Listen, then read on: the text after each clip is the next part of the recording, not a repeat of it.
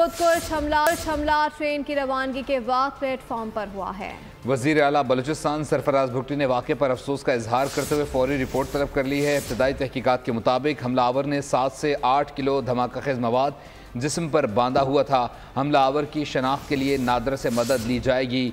खुदकुश हमले का मुकदमा भी दर्ज कर लिया गया है। बुज़दिल दुश्मन का बलूचिस्तान के अमन पर वार, रेलवे स्टेशन को हदफ बना लिया। प्लेटफॉर्म पर खड़ी रेलगाड़ी के करीब खुदकश धमाका, कई अफराद जान से गए।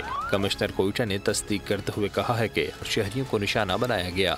ये जो अटैक था ये प्राइमरीली लॉ इन्फोर्समेंट एजेंसीज पे भी था और साथ ही साथ सिविलियंस को भी टारगेट किया गया। पुलिस के मुताबिक धमाका जाफर एक्सप्रेस की रवानगी के वक्त रेलवे स्टेशन के अंदर प्लेटफॉर्म में हुआ। धमाके के वक्त मुसाफिर जाफर एक्सप्रेस से पेशावर जाने की तैयारी में मसरूफ थे। रेलवे हुक्काम का कहना है कि धमाका रेलवे स्टेशन के अंदर टिकट घर के करीब हुआ।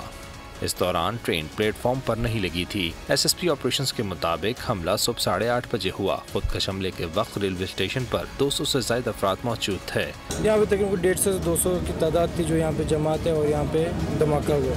उधर बम डिस्पोजल स्क्वाड ने हमले के मकाम से अहम शवाहिद इकट्ठे कर लिए हैं, जबकि अस्पतालों में इमरजेंसी नाफिज कर दी गई है, जहाँ जख्मियों को फौरी तिब्बी इमदाद दी जा रही है।